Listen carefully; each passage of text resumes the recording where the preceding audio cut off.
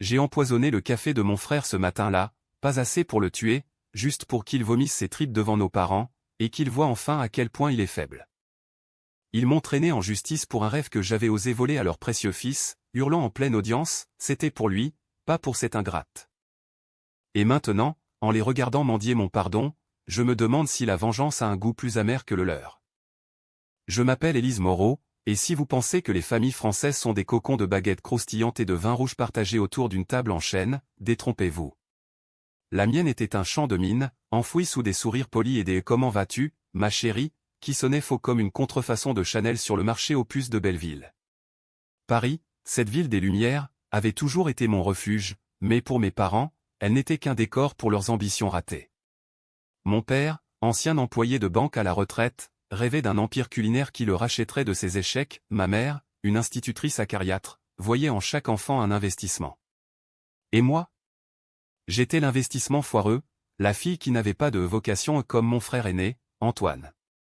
Tout a commencé un mardi pluvieux de septembre, quand j'ai signé les papiers pour le Petit Noir, mon café niché dans une ruelle oubliée du Marais.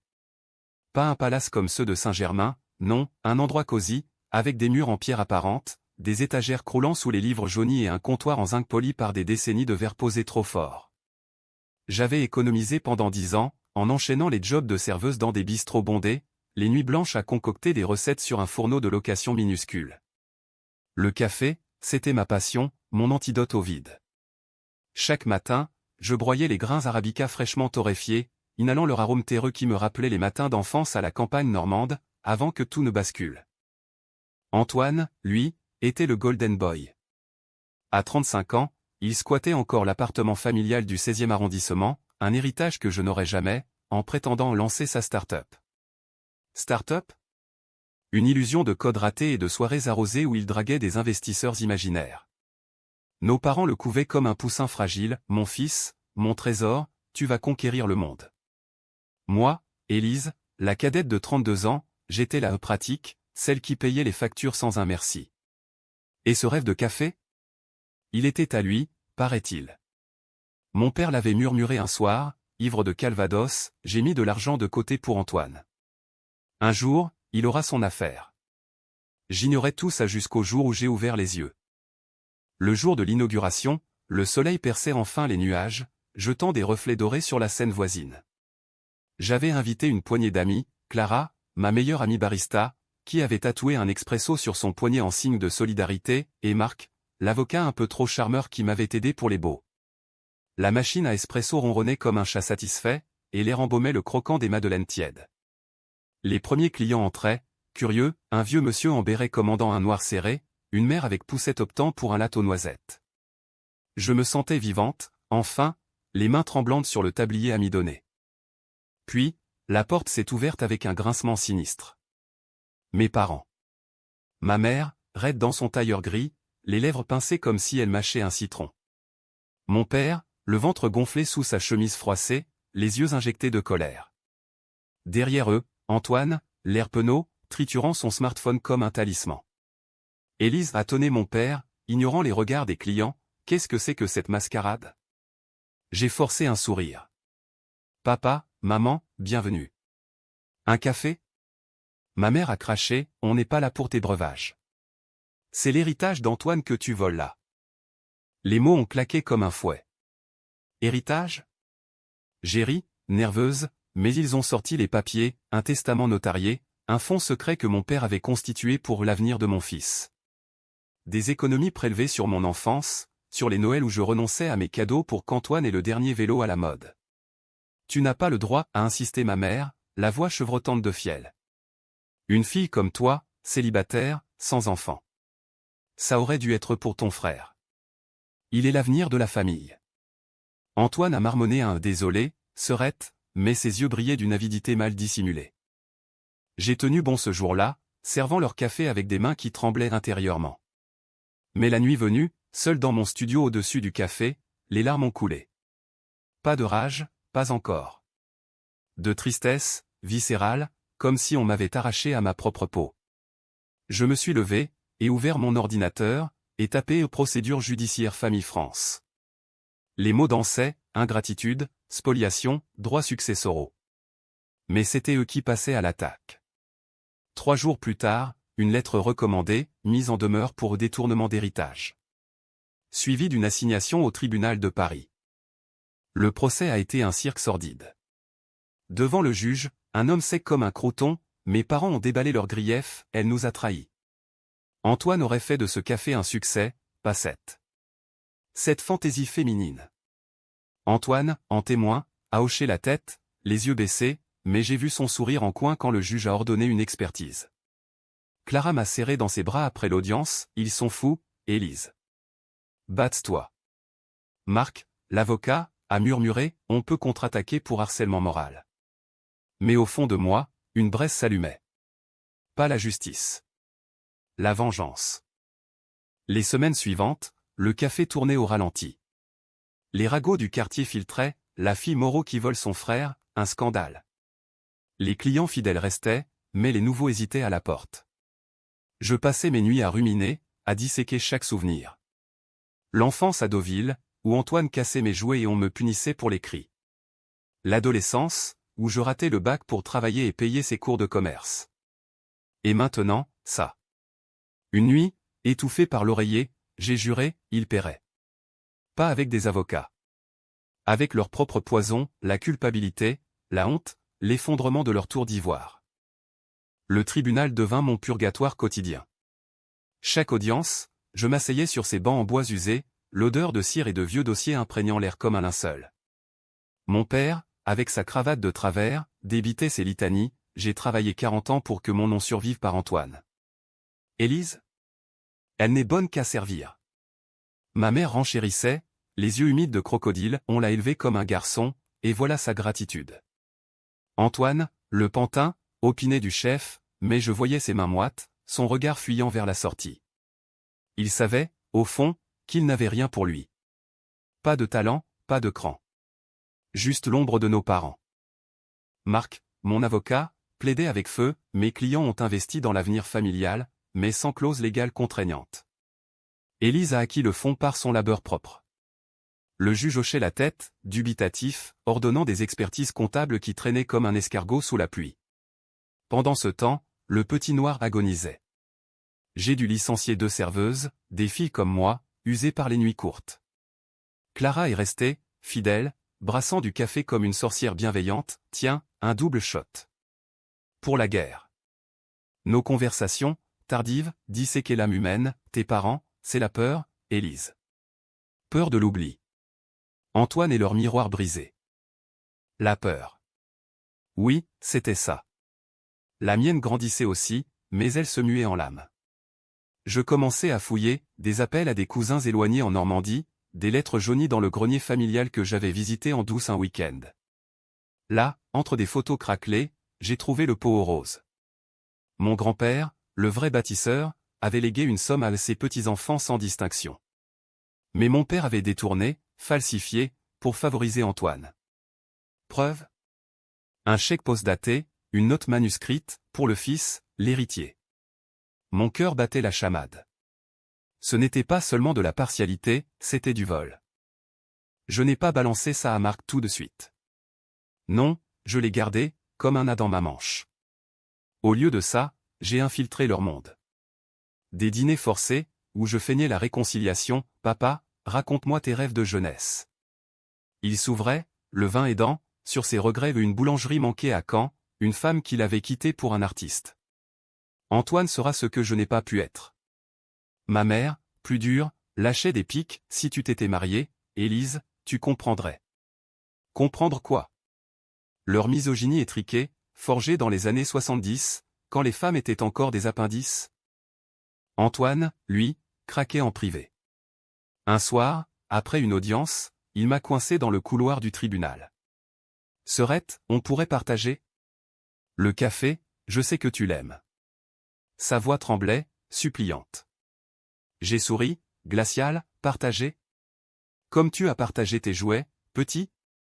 Ou tes notes au lycée ? Il a blêmi, se rappelant la fois où il avait copié mon devoir de maths et m'avait laissé endosser le 0. Je suis désolé. Désolé. Le mot flottait, vide. Mais c'était mon entrée en scène. d'accord, Antoine. Mais d'abord, dis la vérité au juge. Que tu n'as jamais voulu ce café. Il a promis, les yeux baissés. Mensonge, bien sûr. Le lendemain, il a témoigné contre moi, jurant que j'avais manipulé les fonds familiaux. Le juge a penché, gel des actifs du café en attendant verdict. J'ai claqué la porte du tribunal, le sang bouillonnant. Dehors, Paris bruissait, indifférente, un accordéoniste jouant la vie en rose sous la pluie fine, des touristes riant devant Notre-Dame. Ma vie, elle, virait au noir.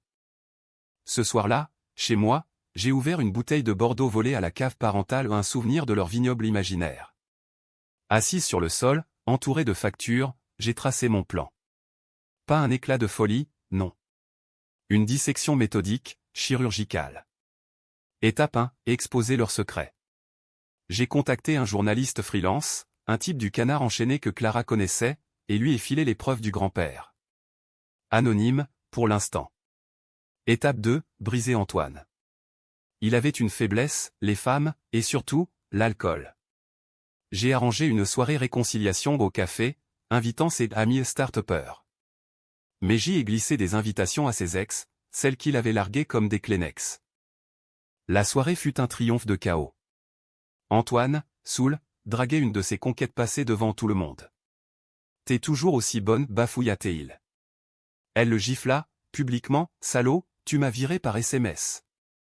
Les rires fusèrent, photos prises sur Insta. Le lendemain, ses investisseurs se sont évaporés. Il m'a appelé, en pleurs, Élise, aide-moi. Il me lâche. J'ai ri, doucement, c'est la vie, frère. Apprends à te débrouiller. Mais le vrai coup de grâce visait les parents. J'ai appris, par un oncle bienveillant, que mon père avait des dettes ou des prêts pour soutenir Antoine, masqués par des faux bilans. Ma mère, hypocondriaque, cachait une liaison avec son médecin de famille, un divorce en suspens. Secrets, comme des fissures dans un vase de porcelaine. Je les ai notés, patiemment, attendant le moment. Le procès approchait de son climax, audience finale dans 2 mois. J'avais le temps. Et le temps, en France, c'est un vin qui mûrit en cave, sombre et corsé. Pendant ce temps, le café survivait par miracle. Clara et moi, on innovait, des ateliers et cafés et psy, où les clients déballaient leur trauma autour d'un mocha. Ironie, ma propre thérapie, gratuite. Une femme, la quarantaine, murmura un soir, ma belle-mère m'a volé mon héritage. J'ai brûlé ses lettres. J'ai souri, sombre, et après. Libéré. Libéré. Le mot s'est gravé en moi. Les nuits s'allongeaient, et avec elles, mes démons. Je rêvais souvent de l'enfance, ces flashs brutaux qui vous réveillent en sueur. Normandie, 1995. La maison en pierre, le vent salé de la mer qui s'infiltrait par les fenêtres gémissantes. Antoine, 8 ans, jouant au foot dans le jardin, tandis que moi, 5 ans, je dessinais des cafés imaginaires sur des feuilles de cahier. Élise, aide ton frère, criait maman depuis la cuisine, où elle épluchait des pommes pour une tarte qui n'était jamais assez bonne. Aider. Toujours aider. Le jour où Antoine a renversé le vase Ming de grand-père, un reliquat de sa fortune, c'est moi qui ai pris la punition, une semaine sans sortie, pour avoir mal surveillé. Il m'a glissé un bonbon en cachette, t'es ma petite sœur courageuse. Courageuse. Le mot sonnait comme une médaille rouillée. Adolescence, lycée à Caen, où j'excellais en littérature pendant qu'Antoine redoublait en sciences éco. Nos parents organisaient des réunions familiales ou pour le coacher, moi en spectatrice. Ton frère a besoin de nous, disait papa, ignorant mes bulletins impeccables. J'ai fui à Paris à 18 ans, bourse en poche, pour un BTS hôtellerie. Inutile pour une fille, avait ricané maman au téléphone. Inutile. Le mot qui m'a forgé, comme un acier trempé dans l'acide. Maintenant, adulte, je voyais clair, leur amour était une transaction. Antoine, l'actif, moi, le passif. Le procès amplifiait tout. Lors d'une expertise, l'expert comptable, un barbu jovial, m'a prise à part, votre frère. Il a touché à l'argent, mademoiselle Moreau. Des retraits non justifiés.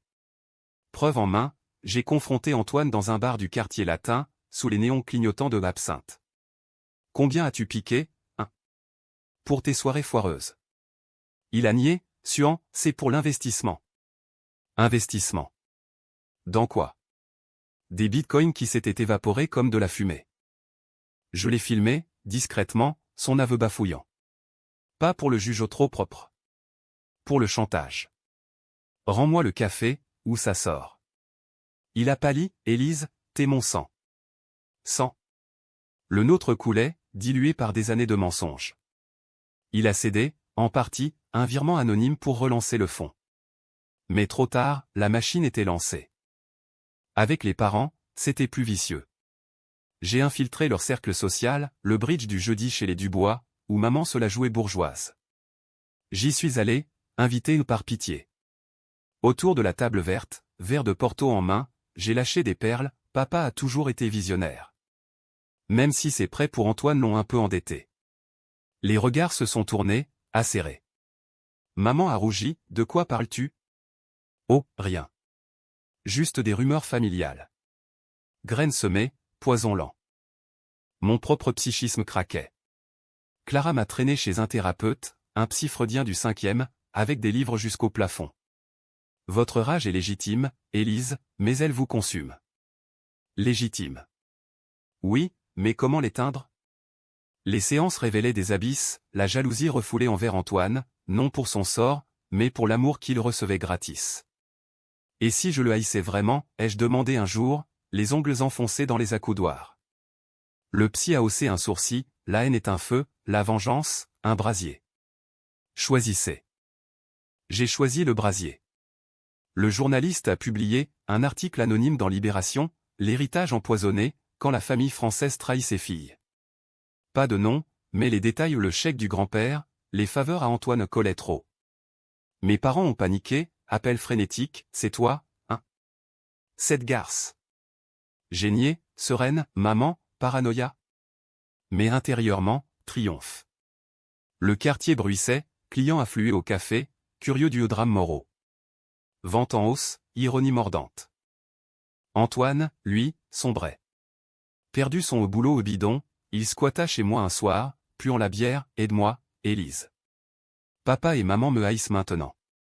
Haïssent. Le verre était dans le fruit. Je l'ai laissé dormir sur le canapé, mais au matin, j'ai versé du laxatif dans son café anodin, mais humiliant. Il a vomi tripes et boyaux devant l'évier, gémissant, qu'est-ce que... J'ai haussé les épaules, trop de café, frère. Faut savoir doser. Symbole. Le début de ma contre-attaque. Le juge, sentant le vent tourner, a ajourné l'affaire pour une nouvelle preuve. Marc jubilait, on les a. Mais moi, je n'attendais pas la loi. La loi est lente, la psychologie, fulgurante. J'ai organisé un dîner familial chez eux, prétexte à la paix. La table dressée, chandelle vacillante, Bordeaux millésimé. Papa, suspicieux, qu'est-ce que tu manigances? Rien, papa. Juste réparé. Au dessert ma tarte aux pommes, meilleure que celle de maman. J'ai lâché la bombe, le film d'Antoine, les dettes de papa, la liaison de maman. Preuve projetée sur le mur blanc via mon téléphone. Silence de mort. Maman a hurlé, espionne. Papa, livide, traîtresse. Antoine, effondré, pourquoi? J'ai répondu, voix d'acier, parce que vous m'avez appris la survie. À la dure. Je suis parti sous la pluie, le cœur battant. Pas de regret. Seulement une paix froide, comme un café noir bu d'un trait. La vengeance n'est pas un sprint, c'est un marathon dans le brouillard parisien, où chaque pas échoit sur les pavés humides du doute. Après le dîner, le silence radio. Pas d'appel, pas de lettres. Juste des ombres, la voisine du 16e qui évitait mon regard lors d'une rare visite, ou les posts critiques de maman sur Facebook. La famille, c'est sacré, jusqu'à ce qu'on vous poignarde. J'ai ri, seul, en sirotant un expresso solitaire. Sacré? Leur famille était un hôtel païen, où les sacrifices étaient toujours les miens. Le petit noir renaissait. L'article de Libé avait fait le buzz, des influenceuses venaient pour le café féministe, des groupes de lecture débattaient de l'héritage genré autour de la vanillée. Clara, ma complice, tatouait des slogans sur les tasses, pas de sucre, que du vrai. Marc, entre deux audiences, glissait des baisers volés, t'es une guerrière, Élise. Guerrière. Le mot me flattait, mais grattait aussi. Étais-je en guerre, ou juste en survie? Les nuits, je relisais Proust dans le grenier du café, cherchant du côté de chez Swann un écho à ma Madeleine empoisonnée, le goût du passé qui vous étouffe. Antoine refit surface une quinzaine plus tard, amaigri, les yeux creux comme des puits. Il débarqua au café à l'aube, quand la machine chauffait encore. Élise, je pars. À Lyon, un job en restauration. Job? Une plonge, probablement. Il suppliait, efface la vidéo. Laisse-moi recommencer. J'ai servi un café, fumant, pourquoi je ferais ça? Il s'est effondré sur le comptoir, larmes coulant dans la tasse, parce que je t'aime, Serette. J'ai toujours su que j'étais le préféré, mais... c'est lourd. Lourd. Pour la première fois, j'ai vu l'homme derrière le pantin, un loser forgé par l'amour toxique, comme moi par le mépris. J'ai hésité. La psychologie humaine est traîtresse, elle vous tend des miroirs déformants. D'accord, ai-je dit. Mais dis-leur la vérité. À eux. Il a hoché, brisé. Le soir, il appela les parents, en haut-parleur, c'est ma faute. J'ai pris l'argent, pas Élise. Cri de l'autre bout, mentais-tu pour elle? Ingrat. La ligne coupa. Antoine s'effondra, il me déteste. Je l'ai serré, maladroite, non. Ils se détestent eux-mêmes. Première fissure dans mon armure. Était-ce pitié, ou calcul? Les deux, sans doute. Les parents contre-attaquèrent, vicieux. Une plainte pour diffamation, visant l'article. Marc riposta, contre-plainte pour abus de confiance. Le juge, agacé, convoqua une médiation. Salle anonyme du palais de justice, odeur de café froid et de transpiration. Nous quatre, assis en carré, comme des duellistes. Le médiateur, une femme aux lunettes sévères, parlait. Vraiment. Papa entama, on voulait juste protéger l'héritage. Maman, tu nous as toujours défiés, Élise. Antoine, muet. Moi? J'ai explosé, voix rauque, protégé? Vous m'avez effacé. Depuis le berceau, j'étais l'ombre. Le café? C'était mon sang, pas un trophée pour votre fils chéri. Silence. Puis, maman, voix brisée, on avait peur pour toi. Une fille seule à Paris. Peur. Encore. J'ai ri, amer, peur de quoi? Que je réussisse sans vous? Papa murmura, peut-être. Aveu. Minuscule, mais réel. Antoine ajouta, j'ai foiré. Tout. Le médiateur nota, accord possible, partage équitable. Ils signèrent, réticents. Le café sauvé, mais à quel prix? La famille, fracturée comme un vase recollé. Pourtant, la braise couvait. La médiation n'effaçait pas les cicatrices. Je creusai plus profond, une lettre du grand-père, trouvée dans les archives notariales, adressée à moi seul. Ma petite Élise, le monde est à ceux qui osent. Ne laisse pas les ombres te voler ta lumière. Larmes, chaudes. Il savait, lui. J'ai décidé, la vengeance ultime n'était pas la destruction, mais la révélation. Un livre? Non, trop vaniteux. Une expo au café, héritage volé, avec photos, documents, témoignages anonymes de femmes spoliées. Ouverture un soir de printemps, vernissage bondé. Mes parents vinrent, invités par Clara au piège doux. Ils entrèrent, raides. Je les accueillis, bienvenue dans mon héritage. L'expo les frappa, leurs photos d'enfance, juxtaposées à la mienne effacée, le chèque falsifié encadré comme une relique. Visiteurs murmuraient, c'est eux? Les parents monstrueux. Papa blêmit, maman s'accrocha à son bras. Antoine, présent, murmura, bravo, Serette. Ils partirent sans un mot, mais le lendemain, une lettre, pardon. On était aveugle. Pardon. Vide? Où début? Ma psy applaudit, vous avez transformé la rage en article. Ah. Peut-être. Mais la nuit, je me réveillais encore, goûtant l'amertume. La vengeance, c'est un café refroidi, prometteur au départ, âpre à la fin. L'été arriva, torride, transformant Paris en fournaise. Le café devint oasis, terrasse bondée, glace maison au café torréfié, rire fusant comme des bulles de soda. L'expo tournait toujours, un pilier discret, les médias locaux en parlaient, le petit noir, café des âmes blessées. Vente explose, Clara embauche, Marc propose, on s'associe? Pour de vrai. Son baiser, sous les platanes du boulevard, goûtait la menthe et l'avenir. Avenir. Le mot me effrayait encore, après des années de combat, la paix semblait suspecte. Les parents ressurgirent, timides. Un appel de maman, on pourrait venir? Juste un café. J'acceptais, méfiante. Ils arrivèrent à midi, papa en polo neuf, maman avec un foulard fleuri et fort visible. Assis à une table d'angle, ils commandèrent des croissants. C'est bon, marmonna papa, mâchant. Silence pesant. Puis, l'expo. Ça fait mal. J'ai haussé un sourcil, mal? Ou vérité? Maman, larmes aux yeux, les deux. On t'a volé, Élise. Pas juste l'argent. Ton enfance. Aveu. Brutal, comme un shot d'espresso. Antoine les accompagnait, changé, barbe naissante, job stable à Lyon. Je reviens m'installer, dit-il. À Paris. Pour aider au café, si tu veux. Aider. Le verbe inversé. Géry, on verra. La conversation coula, maladroite, souvenir normand, rire forcé sur les bêtises d'Antoine.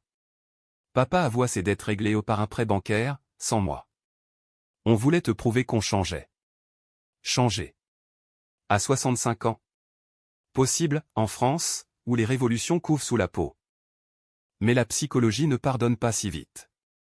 Chez le psy, je déballais, et si c'était un piège? Leur amour conditionnel? Il sourit, testez-le. Donnez-leur une chance de faillir. Test. J'invitais à un dîner au café, post-vernissage. Thème, réparation. Antoine arriva avec des outils littéralement, il répara la machine à espresso qui fuyait depuis des mois. Je m'y connais maintenant, dit-il, fier. Papa aida à la plonge, maman prépara des salades. Rire, vrai cette fois, quand papa cassa une assiette, comme à Deauville. Guérison? Fragile. Pourtant, la vengeance finale mijotait. Pas destructrice, mais libératrice. J'écrivis une lettre ouverte, publiée dans Le Monde, mon café, mon combat, contre l'héritage patriarcal. Dédicacée à grand-père, citant ces mots. Réaction, soutien massif, mais aussi et notre rôle en ligne, féministe hystérique. Mes parents lurent, appelèrent, fiers de toi, dit papa, voix rauque. Fier. Première fois. Antoine s'installa, gérant les fournisseurs. Conflits surgirent, il voulait le moderniser avec des APPS, moi, garder l'âme. Cris, mais discussions après, désolé, habitude de start-upper. Habitude. On apprenait. Clara taquina, ton frère est mignon, quand il ferme sa gueule. Marc, jaloux, il te regarde trop. Jalousie? Nouvelle, piquante.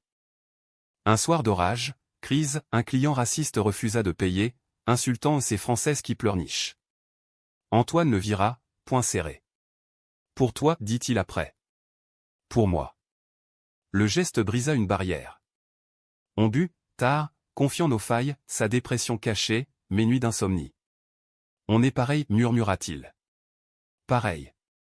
Frères et sœurs, enfin. Les parents, eux, consultèrent un thérapeute familial aux initiatives de maman. Séance commune, aveu lacrymo. Papa, j'ai favorisé Antoine par peur de te perdre à un mari. Maman, j'ai été comme ma mère, dure pour survivre. Compréhension. Pas absolution totale, mais suture. La vengeance? Elle s'est muée en justice poétique, le café prospère, non changé en l'héritage noir, avec une plaque, à Élise et Antoine Moreau. Partage. Vrai. Mais au fond, la Bresse veille, s'ils faillissent, je sais retire. Automne enveloppa Paris d'un manteau orangé, feuilles craquantes sous les pas pressés des Parisiens. L'héritage noir fêtait son premier anniversaire, ballon, jazz live, que jusqu'à la rue. Antoine brassait, moi je racontais l'histoire aux clients, de la trahison à la tasse. Rire, applaudissements. Parents présents, fiers au papa servant des coupes de champagne, maman discutant recette avec Clara. Marc, à mes côtés, murmura, épouse-moi. Surpris, j'ai ri, après le café, peut-être. Peut-être. La vie, fluide comme un cappuccino. Mais la psychologie creuse profond, les fins ne sont jamais nettes. Une nuit, cauchemar, le procès, leur visage tordu, Antoine vomissant mon laxatif fantôme. Réveil en sueur, Marc endormi près de moi.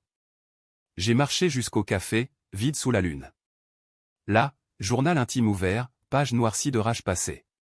Suis-je guéri? Question lancinante. Le psy répondit, lors de la dernière séance, la guérison est cicatrice, visible, mais forte. Antoine et moi, on bâtissait. Il rencontra une fille, serveuse lyonnaise, elle me voit, vraiment, confia-t-il. Jalousie? Non, joie. Parents, eux, voyageaient, Normandie, pour honorer grand-père. Lettre jointe, on plante un pommier pour Élise. Pour tes tartes. Geste. Petit, mais racine. Un scandale final, concurrent du quartier, jalousé, lança rumeur le café des divorces familiaux. Chute des ventes. On contre-attaqua, live Insta, notre histoire brute. Buzz viral, file d'attente triplée. Vengeance collective, les femmes vinrent, solidaires, brisant leur silence. Fin du procès, relax total, dommage pour harcèlement. Pas de triomphe hurlé, juste un café partagé au tribunal. Papa leva sa tasse, à nous. À nous. Famille recollée, fissure visible. Aujourd'hui, je verse le café, arôme réconfortant. La vengeance m'a forgé, plus dur, plus vrai. Pas de happy end hollywoodien, en France, c'est gris perle, avec une pointe d'or. Et si la braise couve? Qu'elle réchauffe, pas brûle. Car la vie, comme un bon arabica, se savoure lentement, amère et riche. Élise Moreau, Paris, décembre 2025.